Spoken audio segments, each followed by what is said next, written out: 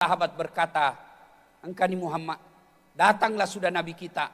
Maka Nabi disambut dengan lagu, "Tala'al badru alaina min saniyatil wada," dan seterusnya.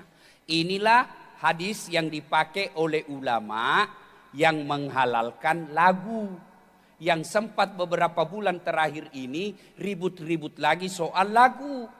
Adik-adik sekalian yang baru kau belajar agama satu buku, kalau ada yang bilang haram lagu, bolehlah kau berkata haram, tapi lihat dulu lagu yang bagaimana. Kalau lagu-lagu yang naskah-naskahnya, syair-syairnya mendekatkan kepada Allah, itu bukan haram.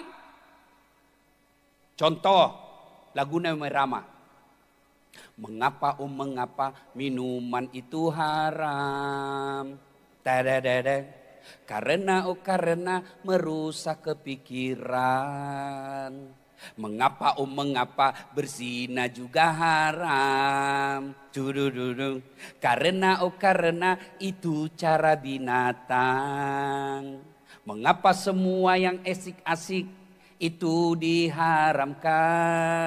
Kenapa semua yang enak-enak juga diharamkan? Jawabannya,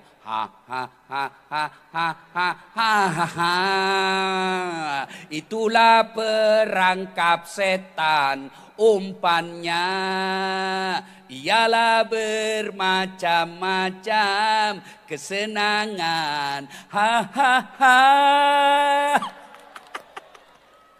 Itu halal. Kenapa? Ada dakwah di dalamnya. Kalau nasihat lagu-lagu pop, suamimu marah, ibu-ibu marah suamimu, kau balas jangan marah, kau peluk dari belakang sambil kau menyanyi. Insaflah wahai manusia, bila dirimu bernoda. Boleh, masa kata begitu haram? Yang haram itu kalau lagu-lagu yang naikkan syahwat, yang tidak masuk di akal, patolo-tolo. Assalamualaikum warahmatullahi wabarakatuh.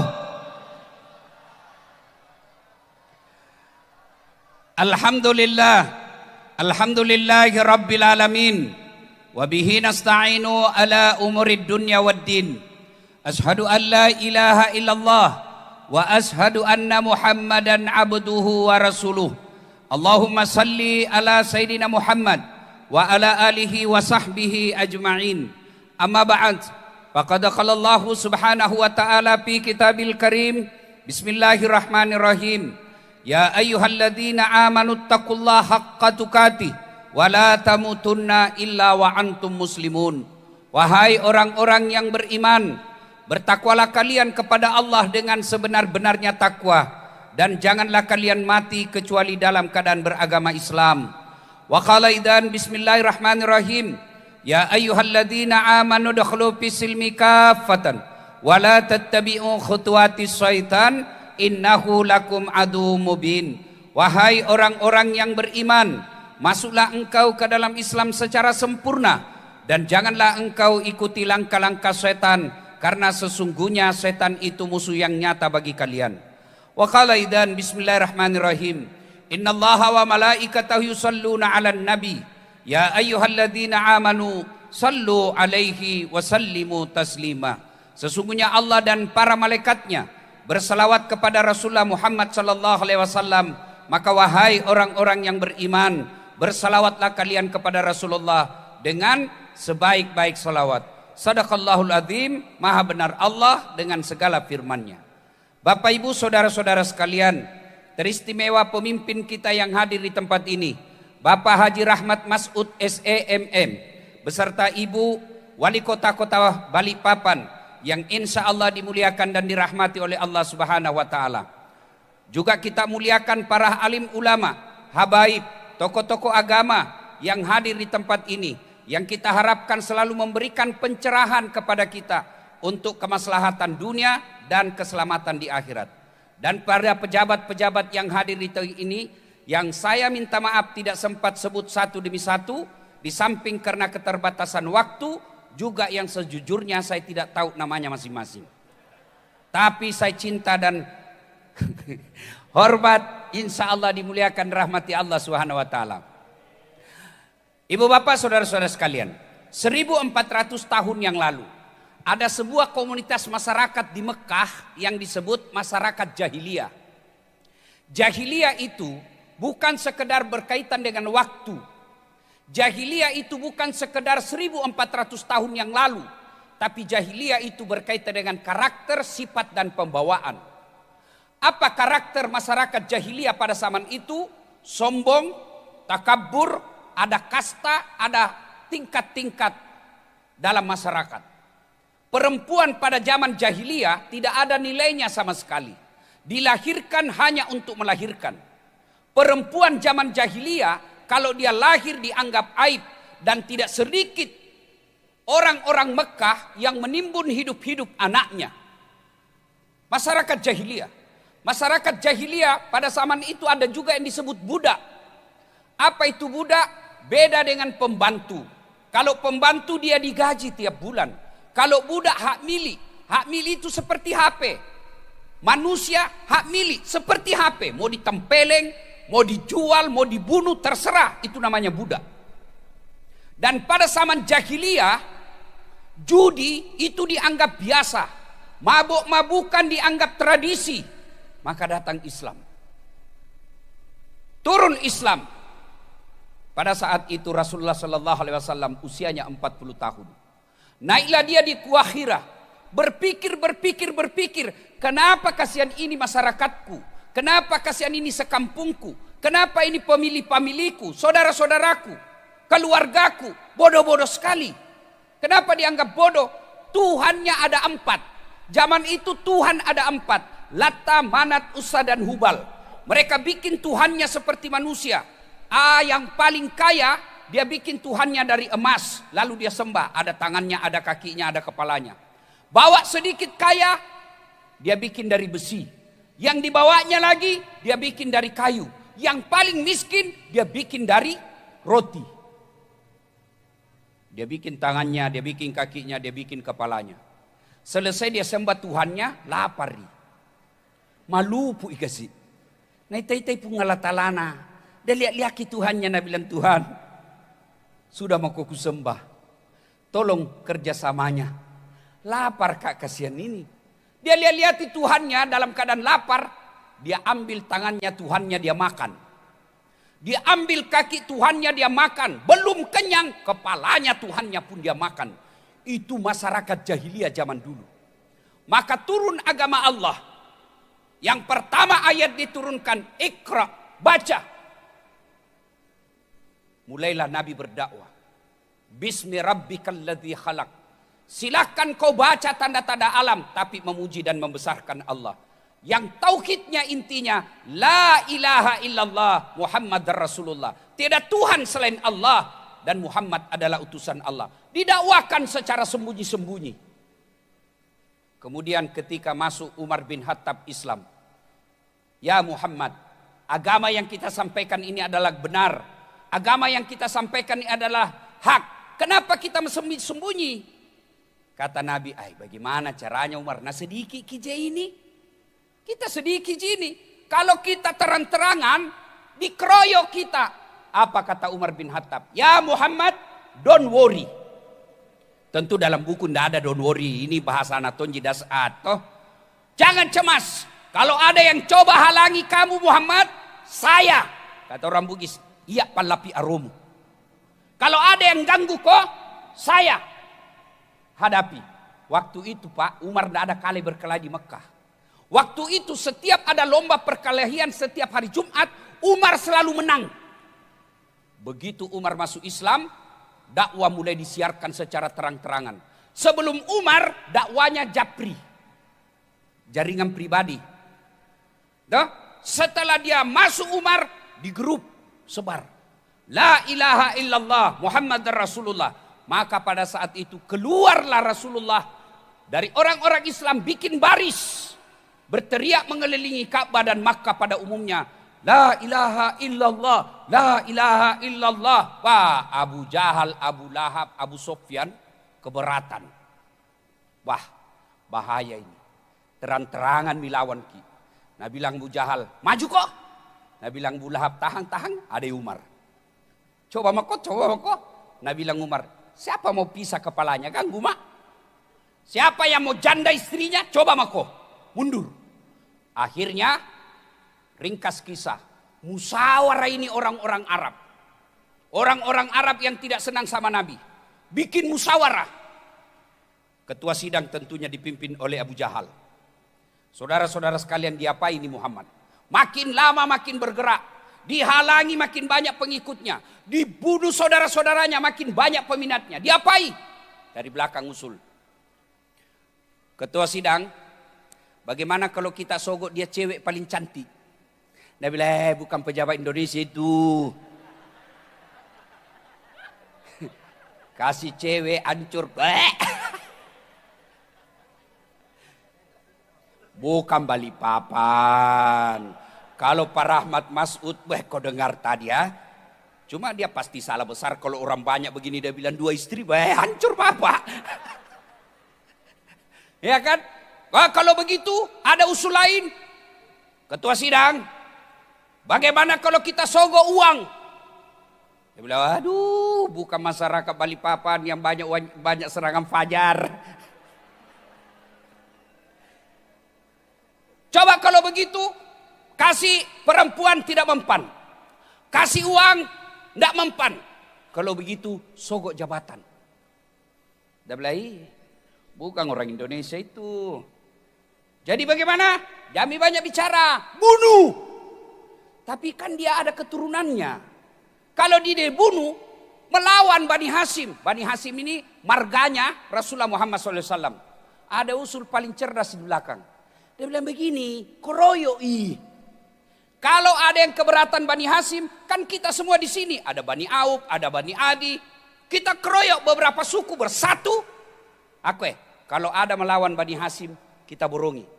Wah, cocok ya tuh, masa cocok. Cocok laden ya tuh. Betul sekali sudah itu. Bujur banar ikam. Jadi, macam mana kalau gitu? Sudah, keroyok. Oke. Kapan? Besok malam. Akhirnya disepakati mulai malam ini, mulai hari ini, keputusan sidang, besok malam Muhammad sergap, bunuh. Dengan catatan, ini rapat rahasia negara, tidak boleh bocor. Siapa yang bocorkan ini rahasia negara, dipenggal kepalanya. Setuju? Setuju. Bubar rapat. Ada peserta rapat mau tidur, dia bicara sama istrinya.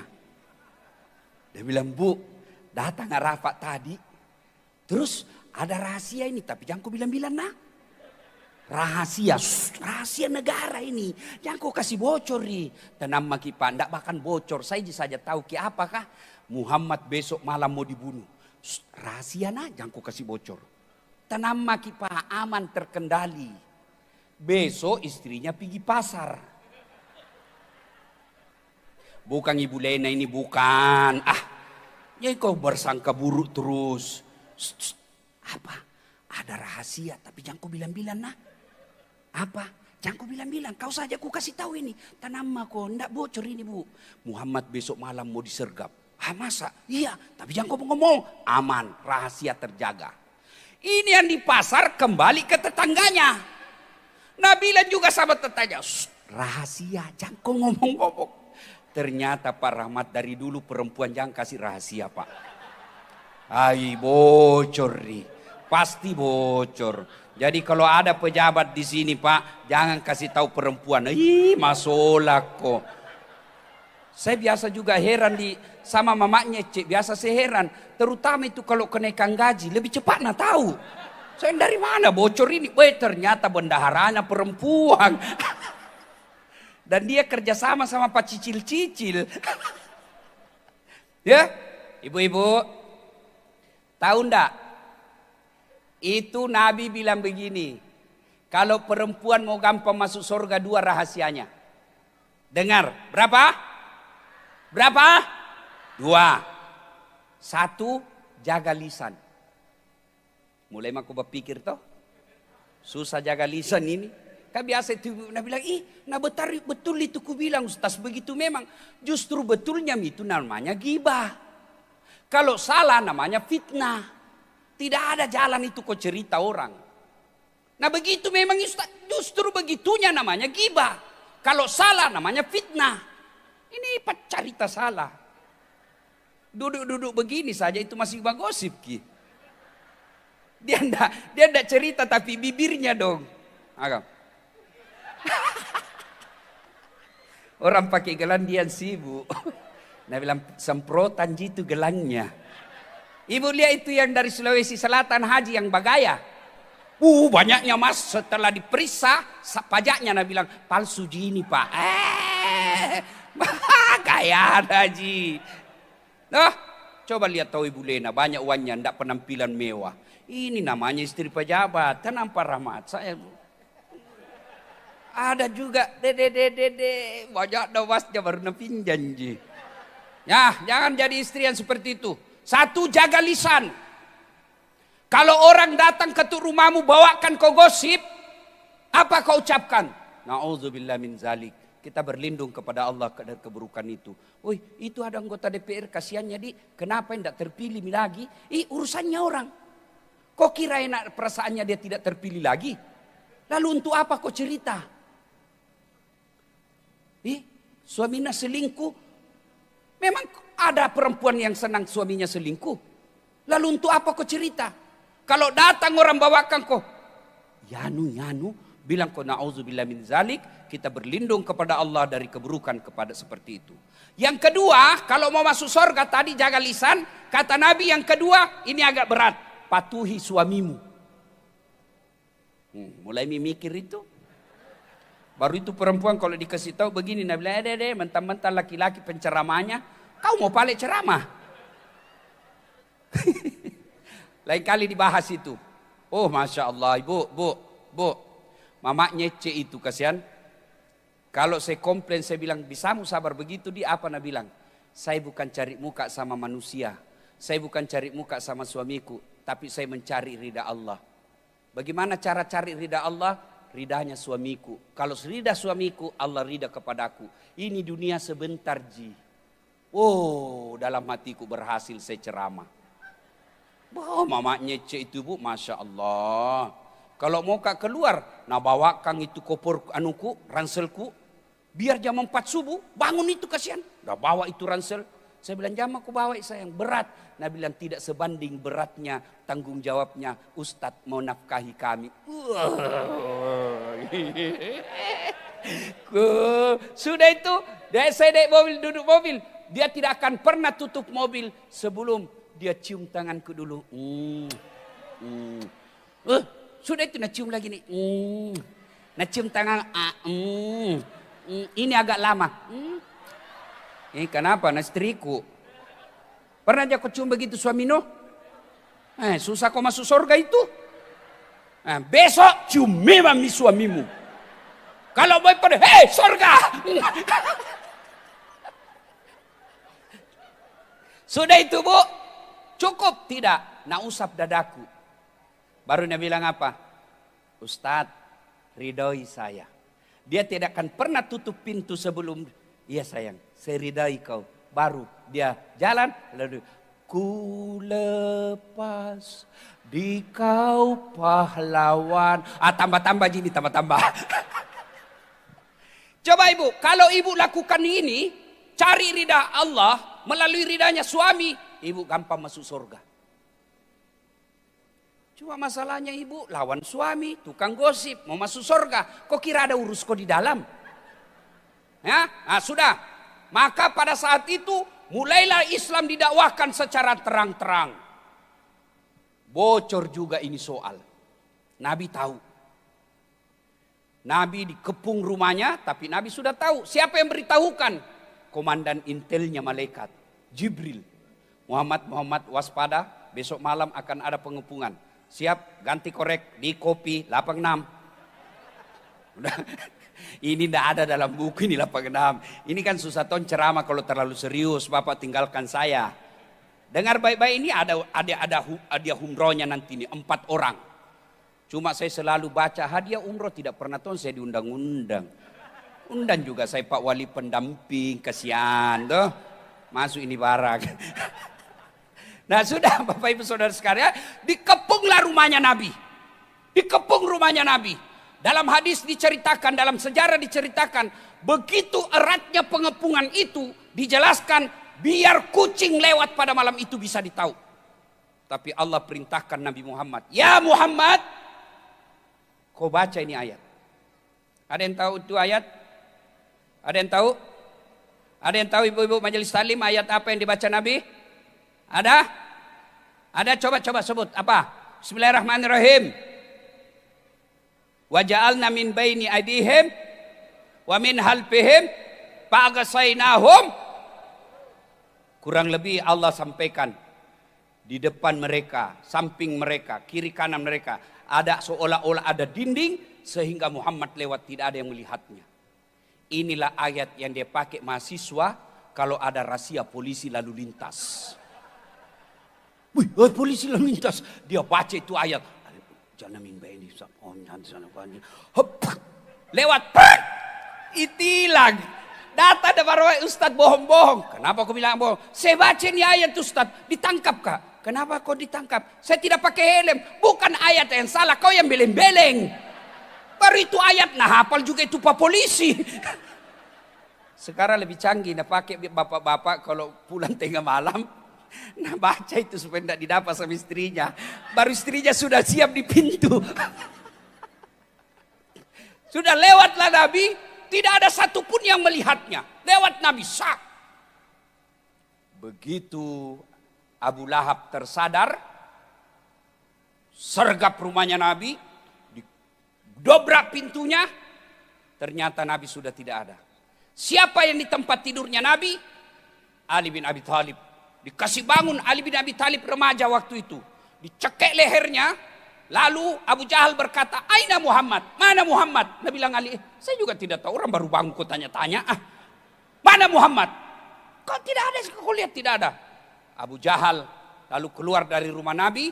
Dia datang ke pusat kota Mekah. Lalu dia bikin pengumuman.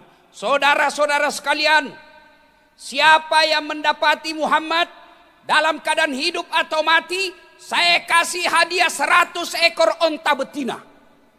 Karena zaman itu onta betina lebih mahal nilainya daripada onta laki-laki jantan. Siapa yang dapat Muhammad, saya kasih kau onta 100 ekor.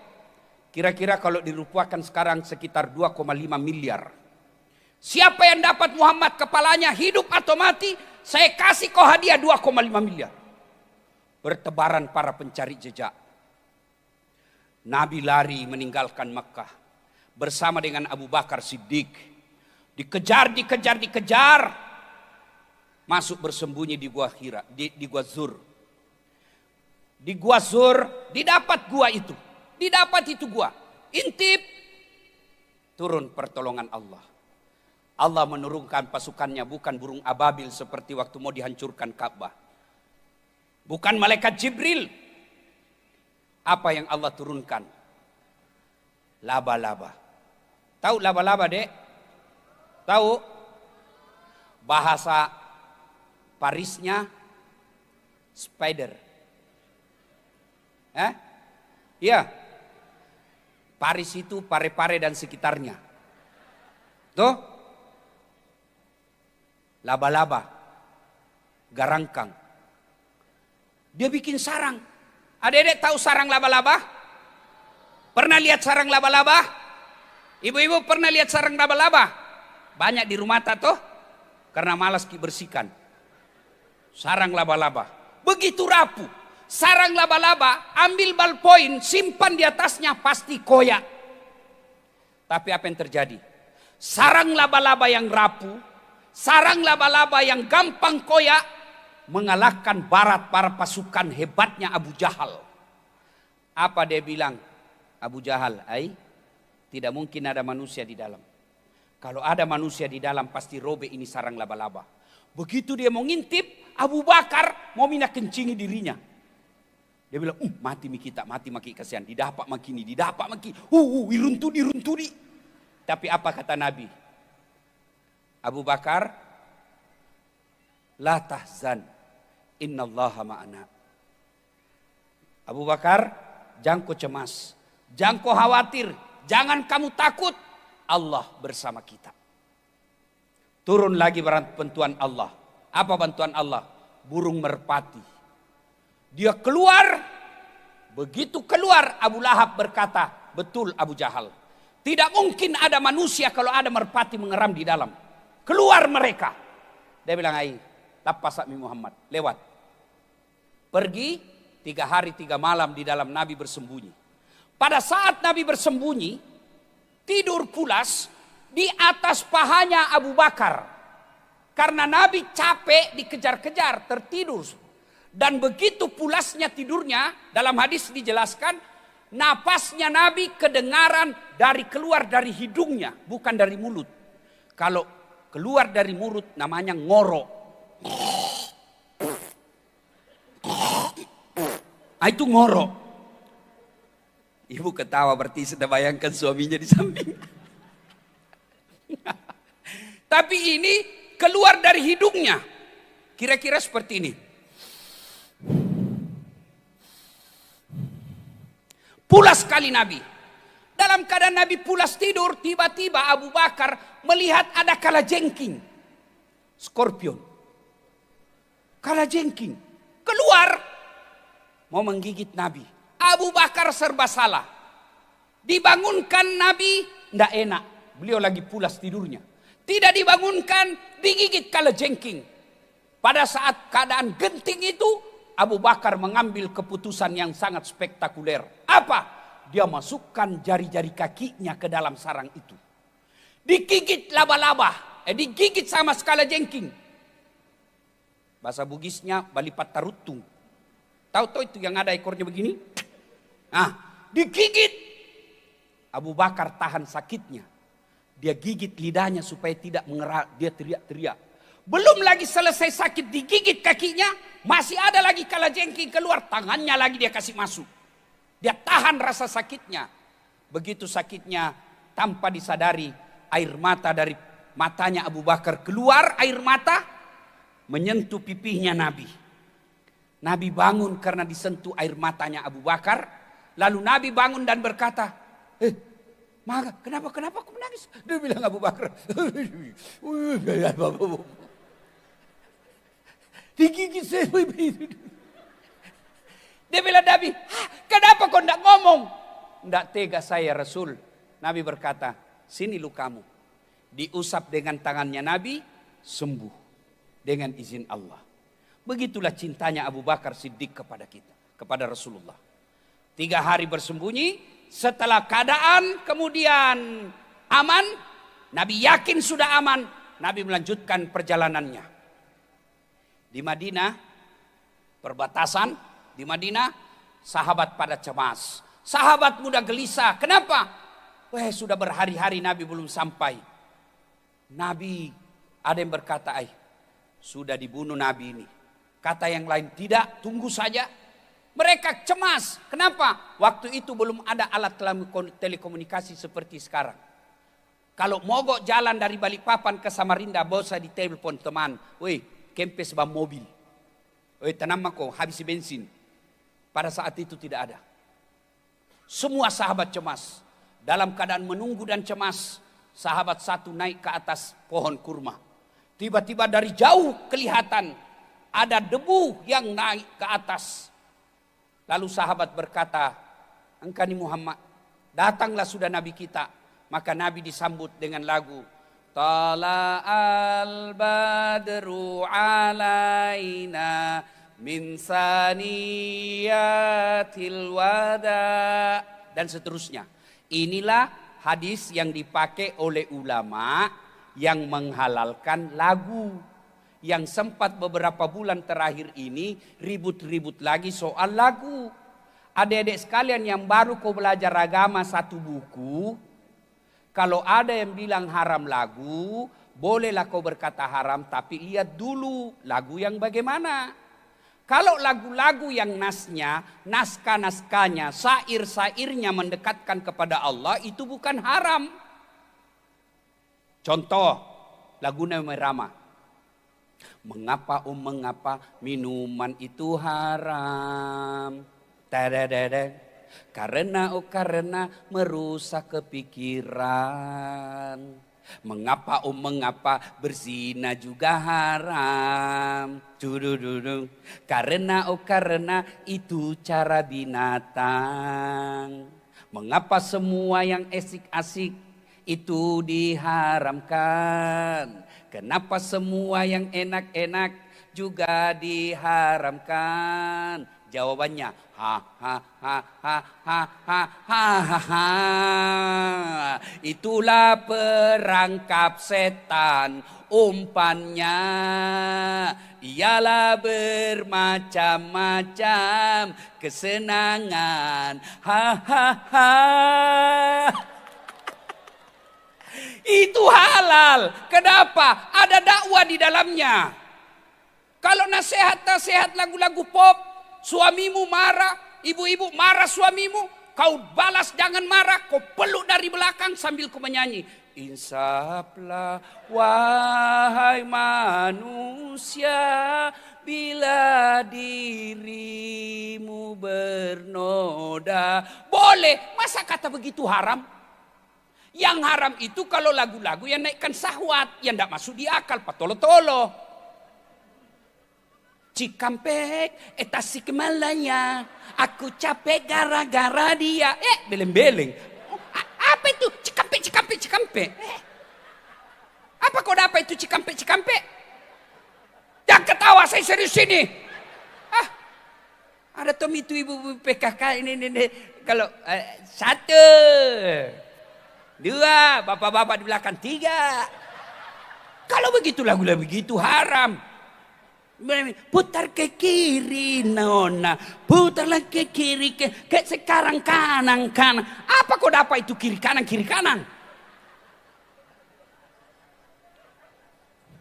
Kalau lagu begitu jelas haram. Tapi kalau lagu-lagu nasihat boleh. Mungkin Tuhan mulai bosan melihat tingkah kita yang selalu salah dan bangga dengan dosa-dosa. Itu boleh.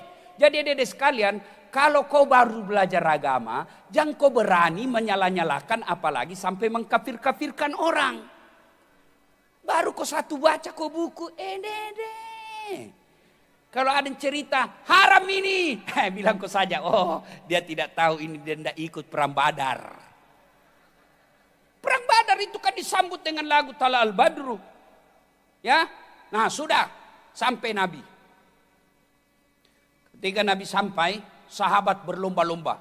Ya Rasulullah, kau tinggal di rumahku. Ada kamarku besar. Datang lagi yang satu. Ya Rasulullah, kamarku jauh lebih besar. Datang lagi, ya Rasulullah, tidak usah di kamar, satu rumah kau tempati. Nabi katakan tidak, begini saja. Tolong tunjukkan kami di mana pasar. Ini artinya dia tidak akan mengganggu pribumi, dia tidak akan mengganggu penduduk lokal, dia hanya datang untuk berusaha bekerja menghidupkan ekonomi. Rumah di mana? Baik. Kata Nabi, saya serahkan kepada ontaku. Di mana dia singgah, di situ saya tinggal. Jadi ibu bapak perlu tahu ini semua aksesorisnya Nabi itu ada namanya.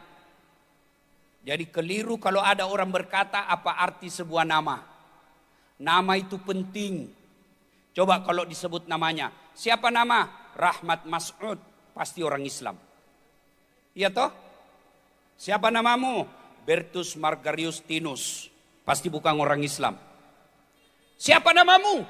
Ambot Dalle. Tidak mungkin Jawa. Jenengi siapa mas? Ambot Dalle. Tidak mungkin. Boleh duit kerak-kerak mau balau barasasi sekoe.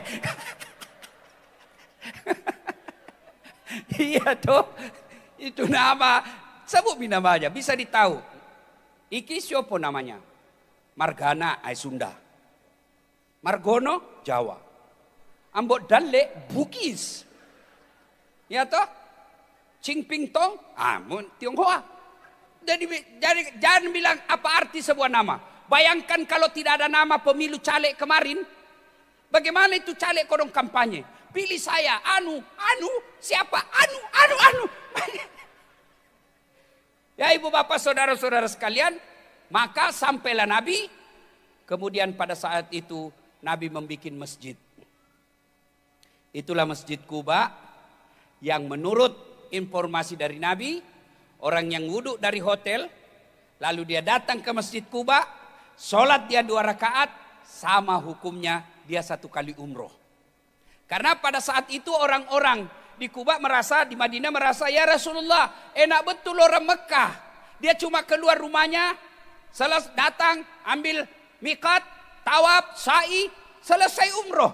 Kami orang Madinah jauh kasihan, 400 km lebih kan, jauh. Maka kata Nabi, tidak usah kau cemas. Siapa yang wudhu dulu dari rumahnya, karena sekarang kita kalau pergi tanah suci bukan rumah, tak hotel. Siapa yang wudhu dulu dari hotelnya, lalu dia datang ke Masjid Quba, dia sholat 2 rakaat, sama nilainya dia menunaikan sholat 1 kali, sama nilainya menunaikan 1 kali umroh. Kalau dia wudhu dari hotel, kalau dia wudhu di tempat wudhunya Masjid Quba, dia sholat sunnah biasa. Kita doakan yang hadir di malam ini bisa menunaikan ibadah umroh. Amin. Amin. Bersama Ustadz Dasat Latif. Masa kau tidak doakan saya bos?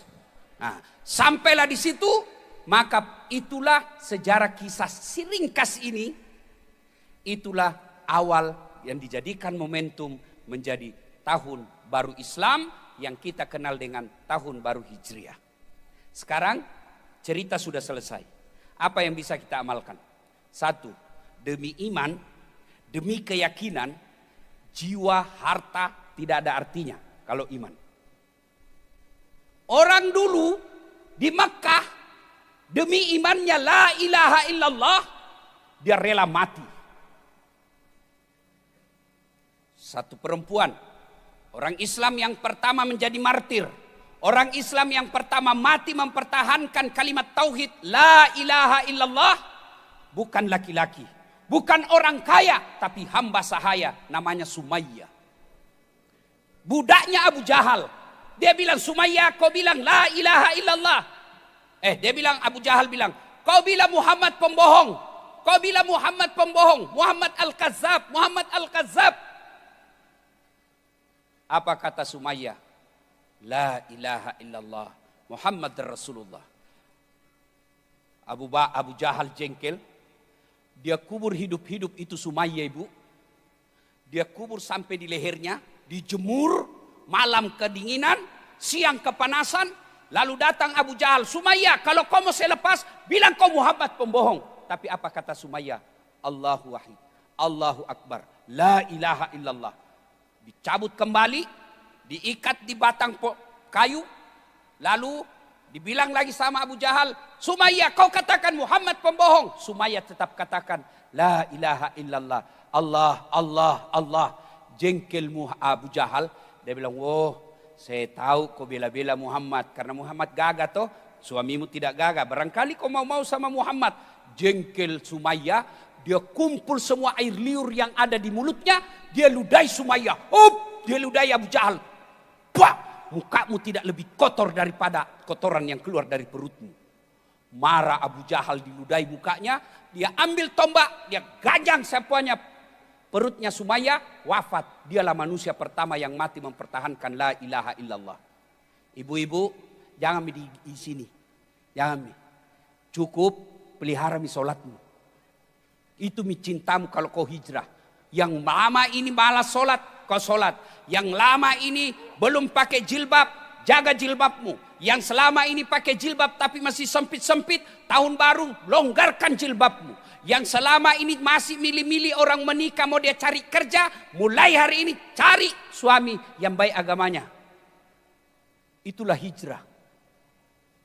Adik-adik yang sudah punya kerja, kau takut menikah, tahun ini niat kau, Allah tolong kau. Saya mau selamatkan agamaku ya Allah. Supaya ada anakku nanti yang menjadi penerus Islam. Kau nikah, jangan kau pernah takut. Demi agama, orang-orang dulu pindah. Tinggalkan hartanya. Rela mempertaruhkan jiwanya. Kalau kita sekarang Sudahlah, begitu nikmatnya beribadah di Indonesia, tidak ada larangan. Kalau ada orang bilang di Indonesia ini togut, di Indonesia ini tidak syariah, suruh ketemu saya. Tidak ada negara seperti Indonesia enaknya kita beribadah. Di Indonesia disubsidi rakyatnya kalau mau pergi haji. Tidak ada negara yang subsidi rakyatnya kalau mau haji. Di Indonesia ada uangmu, bangun masjid di mana saja kau mau. Di Malaysia tetangga kita, Saudi juga, kau mau bangun masjid biar ada uangmu. Kalau tidak ada izin dari kerajaan tidak mungkin kau bangun. Indonesia tidak ada masjid yang ada IMB-nya. Di Indonesia mau ke ceramah, lihat itu artis-artis. Baru 2 bulan taubat, sudah ceramah nak kafir-kafirkan kita hanya karena tidak pakai jenggot. Di Saudi biar kau lulusan apa, kalau mau ke ceramah tidak ada izinmu dari kerajaan, tidak mungkin. Di Saudi, di Malaysia tetangga kita, Brunei, kau mau bikin pondok pesantren, tidak ada izin dari kerajaan, tidak mungkin. Tapi kita di Indonesia di Balikpapan, ada rumah kosong, ada rukun kosong, kita punya, kumpul anak-anak hafal Quran, jadi lagi rumah hafal Quran tidak ada izinnya. Satu aja yang tidak diterapkan di Indonesia, syariat Islam, apa itu? Potong tangan. Orang tanya, kenapa tidak diterapkan? Kalau diterapkan, tak potong semua tanganmu. Itu Bapak saudara-saudara sekalian, demi iman segalanya kita korbankan. Jangan justru iman kita korbankan demi mencapai dunia ini. Saudara-saudaraku yang ada di tempat ini, yang mau jadi pejabat, jangan korbankan iman untuk pejabat. Jangan korbankan imanmu untuk jabatanmu. Teman-temanku, saudara-saudaraku polisi, tentara, adik-adikku sekalian yang mau jadi tentara, polisi, jadi ASN, jangan kau menyogok untuk dapat pegawai negeri. Karena selama kau jadi pegawai negeri karena uang sogok, selama itu kau makan uang sogok. Uang haram. Sampai gaji pensiunmu pun kau makan uang haram. Itulah wujud hijrah. Kemudian saudara-saudara sekalian, apalagi yang perlu kita lakukan? Berpuasa 10 hari di bulan Muharram. Kalau mampu selama Muharram sunnah puasa 30 hari. Tidak mampu turun sedikit 10 hari. Masih juga tidak mampu, turunkan 3 hari. 8, 9, 10 Muharram. Masih juga tidak mampu, minimal 1 hari 10 Muharram. Masih juga tidak mampu, minimal kau kasih buka orang yang puasa. Saya tidak bisa puasa Ustadz, karena penyakit. Tapi saya kumpul di rumah orang-orang yang berpuasa di bulan Muharram. 10 hari, tanggal 10 Muharram saya kumpulkan, saya bikin pengumuman di medsos. Siapa yang berpuasa 10 Muharram silahkan datang ke rumahku buka puasa. Kalau kau tidak bisa puasa, kasih buka puasa orang yang puasa. Tidak juga bisa puasa, tidak juga bisa kasih buka puasa, jangan kau ganggu orang yang puasa. Tapi juga tidak bisa, sudah mati maku sekalian. Saudara-saudara sekalian, apalagi yang perlu kita lakukan? Bulan Muharram ini hijrah dalam arti konsep pindahnya Nabi dari Makkah ke Madinah cuma 1 kali. Tapi hijrah dalam arti tobat kapan saja bisa dilakukan. Bagaimana caranya Ustadz? Kalau Bapak Ibu saudara-saudara sekalian mau memaknai hijrah, lazimkan bertobat. Bagaimana cara bertobat Ustadz? 1, tobat bil lisan. La ilaha illa anta subhanaka inni kuntu minadz zalimin. Astaghfirullahal aliyul azim wa atubu ilaihi. Astaghfirullahal aliyul azim wa atubu ilaihi. Itu tobat bil lisan. Yang kedua, tobat dengan cara apa? Melazimkan sholat sunat taubat. Bagaimana caranya sholat sunat taubat? Sama sholat sunnah yang lain, cuma beda waktu dan niat. Tahajud malam hari, niatnya harus tahajud. Syaratnya harus sudah tidur meskipun 10 menit.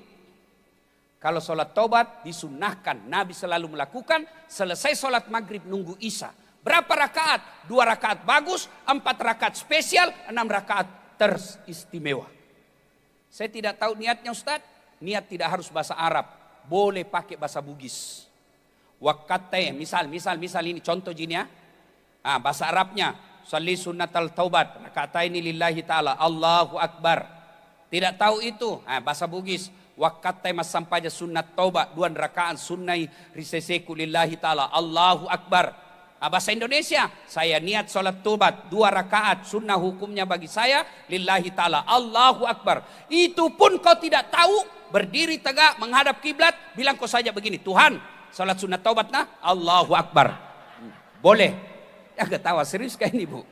Boleh, daripada kau tunggu itu salli. Nggak nu hafal, nggak sembahyang mako. 2 rakaat berikutnya, ulang lagi. Tuhan, masih seperti yang tadi. Allahu Akbar. Betul katanya maki Ustadz Daim, boleh. Ada anak muda masuk masjid. Allah. Nah ulang lagi. Allah. Ulang lagi. Allah. Dia langsung duduk. Saya dekati. Kenapa tidak jadi sholat dek? Dia bilang. Saya lupa sholina Ustaz. Tidak mesti kau ucapkan. Apa bacaannya? Allahu Akbar. Doa iftitah. Kalau hafal. Kalau tidak langsung Al-Fatihah. Sudah itu sunnah baca surat pendek. Sunnah. Artinya boleh tidak baca surat pendek. Surat pendek apa? Yang kau hafal. Kalau kul-kulji, kul-kul tomo. Yang kau cari susah. Waktu ini jangan kau hafal, jangan kau baca kalau tidak kau hafal baik-baik. Biasa baku sambung walasri. Kayak ibu ketawa karena pernah alami itu. Atau al-kafirun, lebih susah lagi ini. Biasa tak putar kau tidak mau sampai. Wah, so alim lah ini cerita jadi tidak tahu kebenaran atau tidak. Dia sholat lah dia baca itu al-kafirun. Ada di sampingnya dia bilang, jangan kau alim nanti kau lewati surga. Dia bilang ini bos sholat taubat saya. Dia baca lah itu al-kafirun. Wala antum abiduna ma'abud. Wala ana abidum ma'abadtum. Wala antum abiduna ma'abud. Wala ana abidum ma'abud. Wala antum abid. Nabi lagi taman di sampingnya. Kenapa itu tak putar-putar. Langsung Nabi lagi ini juga aku pikir dia berhenti mak. Ya aku cari susah. Nah bagaimana kalau kasusnya seperti tadi. Wala antum abidu, wala ada abid, wala antum abid. Bagaimana? Ganti surah. Wal asar. Masih juga nyasar. Sudah. Langsung aku saja bilang Allahu Akbar. Masih jadi bau, masih lebih baik daripada kau tidak sholat. Nah kapan tobatnya Ustaz? Kapan tobatnya? Sujud terakhir. Dengan catatan mazhab Syafi'i jangan ucapkan. Imam Ahmad boleh ucapkan. Bagaimana Ustaz? Misal. Kau sujud ini, sujud terakhir nih. Taubat mako di situ. Ya Allah, ampuni dosaku ya Allah. Tadi di kantor wali kota saya hilap ya Allah. Saya pegang tangannya sekretarisku. Nah pegang kak juga Tuhan. Akhirnya kami baku pegang ya Allah. Ya Allah, saya hilap ya Allah sebagai hambamu yang daib. Gampang saya tergoda ya Allah. Ampuni saya Allah. Yang lebih penting ya Allah, berikan saya kemampuan tidak mengulangnya ya Allah. Itu yang lebih penting. Tidak mengulang. Karena kalau diulang itu namanya taubat ibu hamil. Pernah lihat orang ibu hamil melahirkan? Taubat itu. Taubat bapak dah bawa lagi sesak. Taubat bapak. 3 bulan kemudian hamil lagi. Itu masih bayi itu kan. Ada juga ibu-ibu di rumah tangganya bertengkar tiap hari. Bertengkar. Hamil lagi. Nah bayangkan dirinya ibu-ibu. Benar juga itu Ustaz bilang bertengkar hamil kak lagi. Ya. Nah tobat. Kalau sudah sholat sunat taubat. Maka syarat berikutnya. Menyesal. Mengakui. Tidak mengulang. Minta maaf. Kalau sama manusia minta maaf. Syaratnya kalau tahun baru ini besok ibu ada tahu, terutama kepada ibu-ibu bapak-bapak yang pernah mengambil uangnya caleg kok tidak pilih. Ini semua pelakunya ini. Memang aku minta maaf. Pergi sekolah cilaka. Nah tunu ko matu api neraka puange. Bos, kalau orang masuk neraka korupsi 25 miliar, nah nikmati itu 25 miliar di dunia. Tapi kalau 300 ribu, nah masuk ke neraka, itu meslina belen-belen, dongo. Supaya kau tidak dibakar, masih ada waktumu minta maaf besok. Piko minta maaf besok. Pak, maafkan saya Pak Cale. Kenapa deh, tidak enak. Maafkan mas saja, apa. Saya tidak pilih kemarin Pak. Dia bilang Pak Cale, kau nak sama? Ini minat dikalah kah ini. Kasih kembali uangku. Kasih kembali. Selama kau tidak kasih kembali, tidak sah taubatmu. Kasih kembali memang mako. Termasuk pegawai negeri yang ngambil kursi di kantor wali kota, kasih kembali semua itu besok. Selama kau tidak kasih kembali, tidak dimaafkan, tidak diterima maafmu. Termasuk bapak-bapak yang pernah menipu istrinya, minta maaf kau besok. Ada korbannya di sini. Syaratnya apa? 1, jabat tangannya. 2, pandang matanya. Jangan kau sambil jabat tangan sambil menelpon. Tidak begitu caranya. Jabat tangannya, pandang matanya, senyum, salawat kepada Nabi. Baru bilang, Bu, maafkan saya. Nabi bilang istrinya, sebut kau apa judulnya? Nabi bilang, Ustaz dasar harus disebut. Nanti mengamuk kau lagi, apa sebabnya? Berjanji kau tidak marah-marah. Tidak Ji, demi Tuhan tidak marah Kak. Nabi bilang, maafkan Kak Ibu, waktu ku dinas dulu di Surabaya, hilap Kak Ibu. Ada perempuan miripmu Bu, hilap Kak. Nabi bilang istrinya, begitu memang Pak, manusia biasa. Saya maafkan kau. Karena waktu kau hilap di Surabaya, saya juga hilap di sini. Taubat. Nah, bulan Muharram, masuk tahun baru. Ayo, perbanyak sholat sunnah taubat. Lalu, tingkatkan kecintaan yang keempat. Cintakan kecintaan kepada Rasulullah. Bagaimana para sahabat meninggalkan hartanya, meninggalkan keluarganya, berkorban jiwanya karena melindungi Rasulullah Muhammad SAW. Kalau kalian cinta kepada Rasulullah, gimana caranya? Bersalawatlah dengan sebaik-baik salawat. Jangan kau salawat sambil merokok. Jangan salawat sambil makan. Salawat yusalluna ala nabi. Ya ayyuhalladzina amanu sallu alaihi wa sallimu taslima. Bersalawat dengan sebaik-baik. Ibu-ibu boleh amalkan ini. Amalan kalau handi gunda gulana. Suami pergi tugas tidak ada kabar. Anak mau ujian kita cemas. Salawat bertawassul kepada Rasulullah Muhammad SAW. Seolah-olah ada Nabi di depan kita. Kita jabat tangannya. Kita bayangkan kita di raudah. Jabat tangan di samping raudah ada rumah Rasulullah. Kita seolah-olah datang bertamu kepada Rasulullah. Jabat tangannya sambil kita salawat. Ya Nabi salam. Alaika ya Rasul salam. Salam alaika ya Habib salam alaika. Salawatullah alaika. Saya kalau di Makassar saya salawat begini dah ikuti ke jamaah. Di sini nah lihat-lihat ke saya.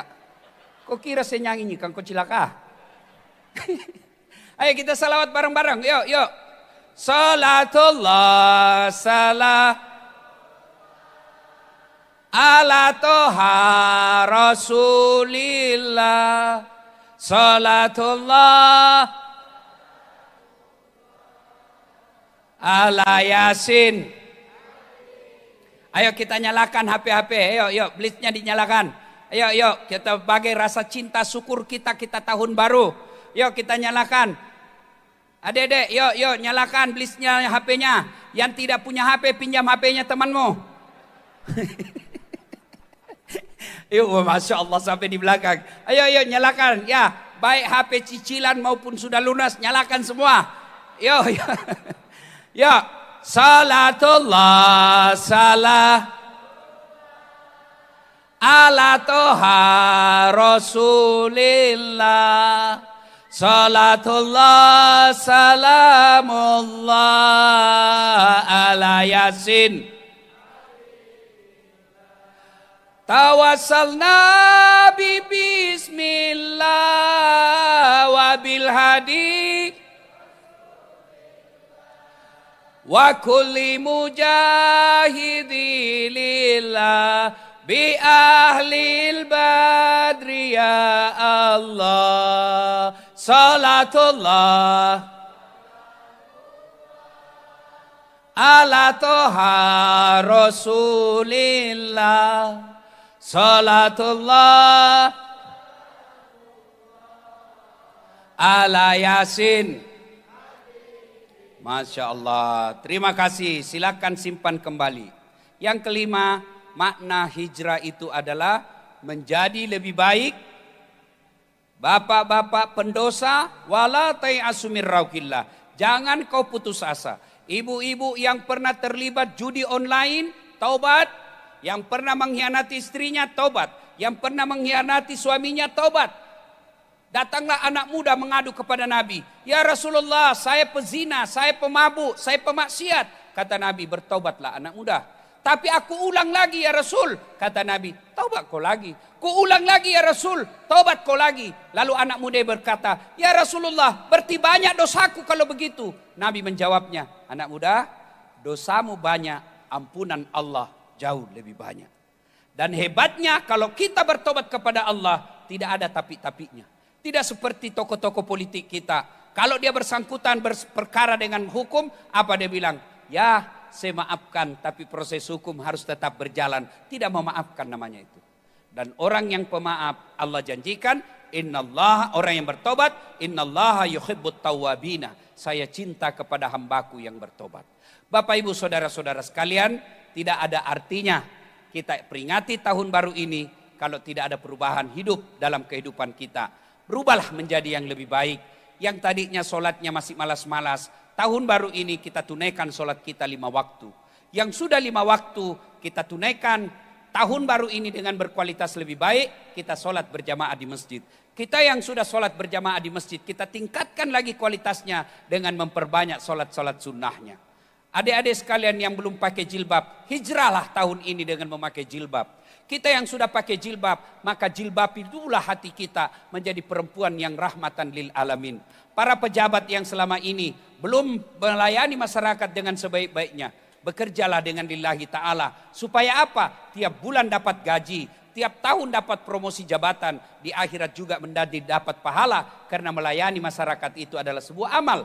Bahkan 7 golongan orang yang dilindungi di padang mahsyar kelak, tidak ada dalamnya ulama, tapi nomor satu di dalam 7 yang dilindungi itu adalah imamun adil, kapolres yang adil, dandim yang adil, wali kota yang adil, kapolri yang adil. Itulah semua yang mendapat jatah 7 golongan dilindungi di padang mahsyar.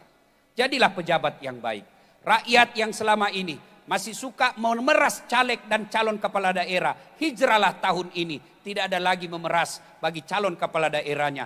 Pilihlah yang betul-betul engkau yakini baik. Dan salah satu calon kepala daerah dan kepala daerah yang baik selalu menghadirkan dakwah-dakwah seperti ini. Saya tahu Pak Rahmat Mas'ud jauh sebelum beliau jadi pejabat. Jauh sebelum saya jadi pejabat. Kira-kira 17 tahun yang lalu. Sebelum jadi pejabat, beliau memang cinta ulama. Dan setelah jadi pejabat sekarang pun tetap. Dan salah satu buktinya selalu menghadirkan tablik akbar. Alhamdulillah. Dan setiap tablik akbar seperti ini selalu ada hadiah umrohnya. Nah, untuk menutup ini saya juga mau kasih hadiah kepada Pak Rahmat Mas'ud. Hadiah saya ini tentu bukan, nah ini yang perlu saya jelaskan dulu. Apa bedanya sedekah dengan hadiah? Tentu 30 tahun, 40 tahun maki Islam kita tidak tahu bedakan apa sedekah dengan hadiah.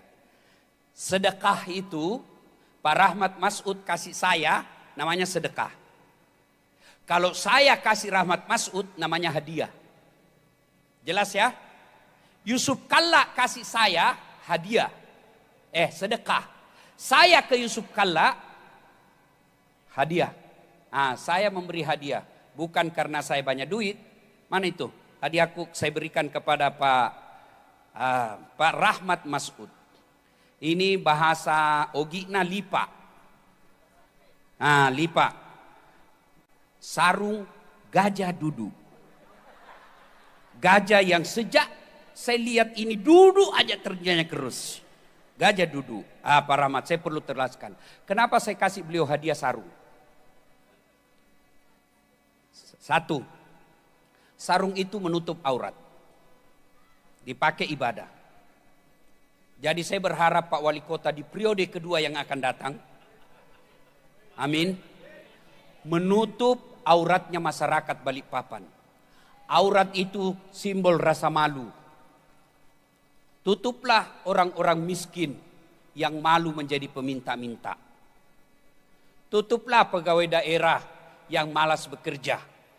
Hanya datang absen, pembagian bonus lebih cepat datang. Itu makna. Yang kedua, sarung ini juga bisa dipakai untuk ketika orang kedinginan. Bapak tahu kan kalau orang dingin dulu di kampung namanya makali bombo. Ya kan? Nggak tahu apa bahasa Indonesianya itu Kalimbu. Maka begitu banyaknya itu kalimbu, di ujung pandang ada namanya Pasar Kalimbu. Di situ orang menjual sayur subuh-subuh berkelimbu, sarung. Saya berharap Bapak menutupi rasa dingin masyarakat Kota Balikpapan. Dingin karena kemiskinan, dingin karena keterbatasan ilmu. Yang ketiga, sarung ini berfungsi juga Pak. Itu ada namanya kalau bahasa Jawanya berselempet. Dipakai memukul. Dia tidak pakai kayu. Ulama dulu kalau dia pukul santrinya. Tapi dia pakai sarung kalau malas. Ini pukulannya artinya memberikan motivasi bagi adik-adik. Alhamdulillah Balikpapan punya program memberikan kursus dan pelatihan kepada anak-anak muda yang mau maju. Itu salah satu itu dipukul supaya cepat larinya. Jangan kau jadi pemalas. Elo Andre Tehecho. Nah ini sarung Gajah Duduk. Dan yang paling penting kenapa kasih Gajah Duduk? Karena dia sponsornya. Saya berharap Pak Rahmat Masud, sarung ini tanda persahabatan saya dengan Pak Rahmat Masud. Seingat saya sudah 99 kali saya diundang ceramah. 99. Tapi Pak Rahmat, ya. Sarung Gajah Duduk.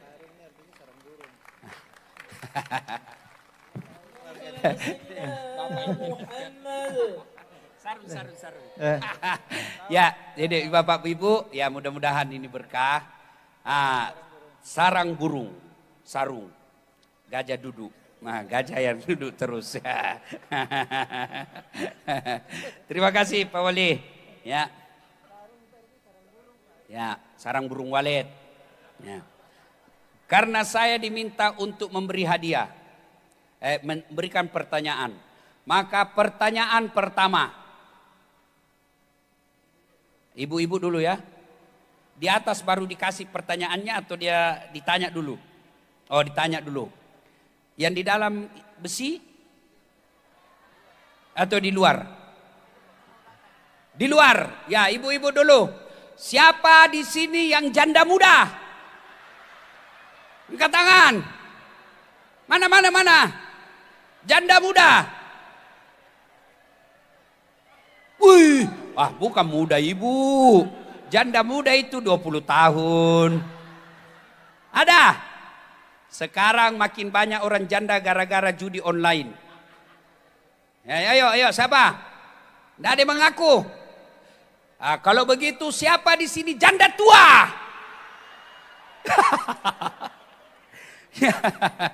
Oke. Yang mana pertanyaannya adalah surah apa bunyi ayat yang dibaca Nabi sehingga Nabi keluar dari rumahnya tidak ada yang bisa melihatnya. Ayo. Mana? Yang di belakang. Mana di sini dari Karyango? Ada dari Karyango? Mana? Mana panitia yang mana? Panitia. Ayo yang di belakang. Ya, itu. Ya, itu. Itu. Yang baju warna apa, Ustaz? Hah? Baju warna apa? Warna putih. Oh, yang putih di tengah, jilbab coklat atau jilbab putih? Jilbab merah itu kayaknya. Putih. Oh, jilbab putih, baju hitam, jilbab putih. Melati. Ya, itu Mbak aja. Ya, ibunya. Yang jilbab putih. Yang di belakang. Jilbab putih, baju putih, dalaman hitam. Ya, betul. Nah, jawab. Ada mic di sana. Tidak usah ke sini, jauh sekali. Ya. Ibu. Oke. Itu nyala. Itu kok nyala. Malah satu anggota IRO. Tes. Ya, itu. Ya, masuk. Ya, tes. Boleh, silakan. Passwordnya sebelum saya tanya, siapa namanya istrinya wali kota Balikpapan? Batal mangku itu kau tidak tahu ki? Cepat. Ya. Ibu Nurlena. Serak. Cocok Ibu Hajah Nurlena. Cocok mi. Ibu Hajah Nurlena. Iya. Ibu dari mana? Saya sih sebenarnya asli dari Kota Baru. Waduh. Cuman baru 2 minggu saya di Balikpapan. Oh, berarti kalau begitu hadiahnya nanti saya kasih sarung saja, Bu. Karena ini Saya untuk maunya umroh, Pak Ustadz. ini untuk warga Balikpapan, Ibu. Supaya Ibu tidak Pak, sebentar Pak. Ya. Saya memang baru 2 minggu, tapi saya menetap di sini karena saya pindah. Ya, KTP sudah ada KTP Balikpapan? Oh, belum Mbak. Oh, belum. Itu namanya PLTU, pada laut tak pada upe. Lanjut, Ibu nanti datang ke sini saya kasih hadiah foto bareng wali kota dan Dasat Latif. Saya kasih juga hadiah sarung. Oke? Ganti. Terima kasih Pak. Mana dia? Baju hitam. Di tengah ini. Ya, itu yang mat dada. Ya, menre no siga ko. Bujur. Ikam, sudah. Kada salah itu. Iya. Ikon Sebelahnya itu. Ya, di belakangnya Ibu, ya. Ibu di belakangnya Ibu jilbab Cepatin abu-abu. Bukan Ibu, jilbab ya. Ya. Yang ada ini. Ya, betul. Ini ibu atau anak darah?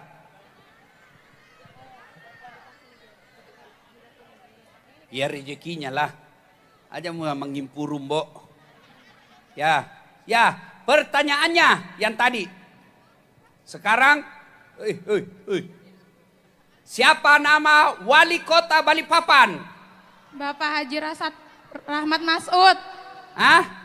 Bapak Haji Rahmat Masud. Ya. Sekarang siapa nama neneknya beliau? Saya enggak tahu. Wocono. Hah? Enggak tahu. Kalau begitu sembarang kau jawab karena belum tentu juga orang sini tahu. Bilang saja neneknya Pak Rahmat Masud adalah neneknya sendiri. Oke, pertanyaannya baca itu ayat tadi. Bismillah. Nama dulu. Perkenalkan, nama saya Naila Putri Zihwa. Panggilan? Naila. Status? Sekolah. Oh. Sekolah? Belum menikah. Iya cocok. Mau menikah kah? Mana yang mau? Dia mau muntah sama kau. Ayo, ya.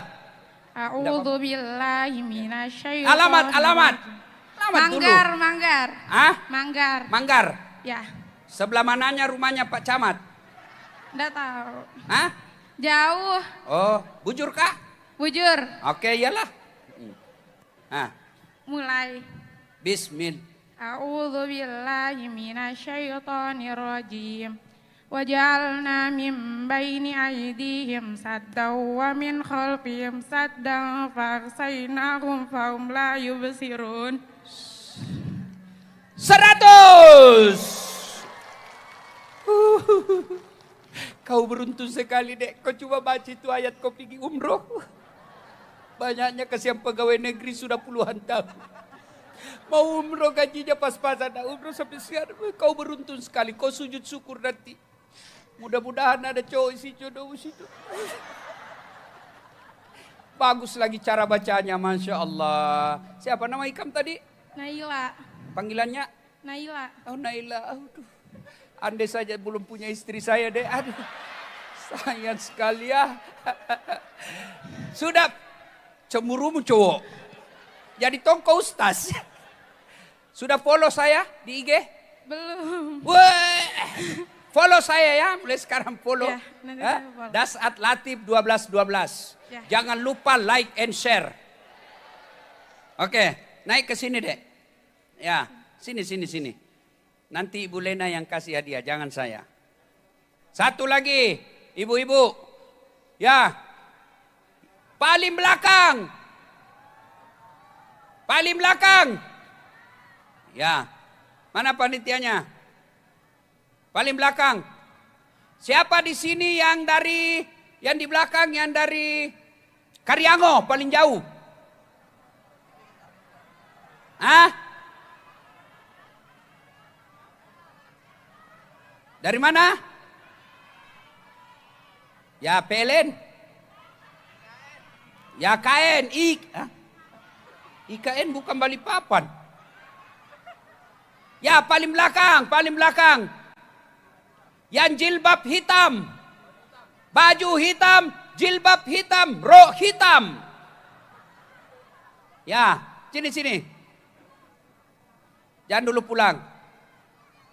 Belum. Mana? Mana panitianya? Sudah? Oke. Pertanyaan berikutnya. Mana? Sudah? Ya, pegang mic. Pertanyaannya. Mana? Tes. Ya. Siapa nama yang menggantikan Nabi di tempat tidurnya pada saat penyerangan? Yuk. Mana? Cek. Assalamualaikum warahmatullahi. Siapa Siapa namanya? gugur. Dia mah contek. Gugur. Mana lagi Pak Wali? Ini yang di depan lagi, yang di depan. Tadi sudah di belakang toh, yang di depan lagi. Tengah. Mana Mi? Ibu-ibu. Nah ini dari tadi sebelah kanan ibu-ibu. Yang di depan.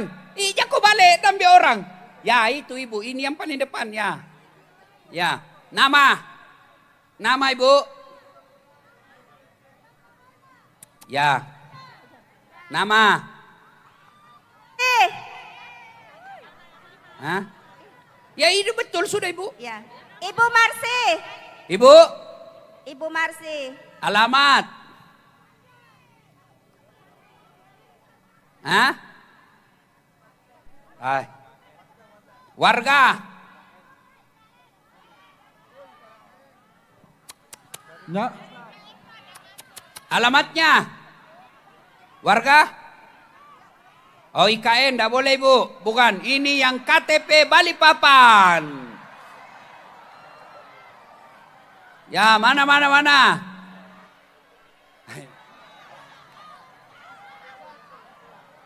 Yang tua. Mana? Hah? Jilbab kuning. Oke. Ibu berapa umur? Ya lompat. 60. Di mana tinggal ibu? Muara Rapak. Gedung Gunung Pipa. Muara Rapak. Nah, pertanyaannya, jawab Bu.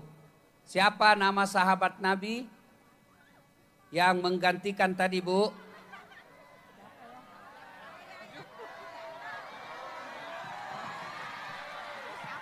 Ya. Betul. Sudah sebut apa belum? Oh belum. Gugur. Ganti. Abu Bakar. Tania dan Lek Abu Nero. Bakar, Ustaz. Ya Abu Bakar. Betul salahnya. Itu sana itu yang kudung pink yang gendong anaknya. Ya iya ibu. Ya itu yang gendong anaknya. Yang gendong anaknya baju merah. Ya. Itu yang ada anaknya baju merah. Ya pasti ini perjuangannya luar biasa. Bawa anak kesian. Ya. Ibu warga Samarinda. Dari? Perapatan. Dari Perapatan, Pak. Ya. Di Balikpapan. Jenenge siapa? Kusnawati. Oke. Umur pire? Oh piro? Enje. 4. 34. 34. 34 bujure nek. Oke, pertanyaannya sebutkan sahabat Nabi yang di dalam gua bersama Rasulullah. Abu Bakar As-Siddiq. Betul.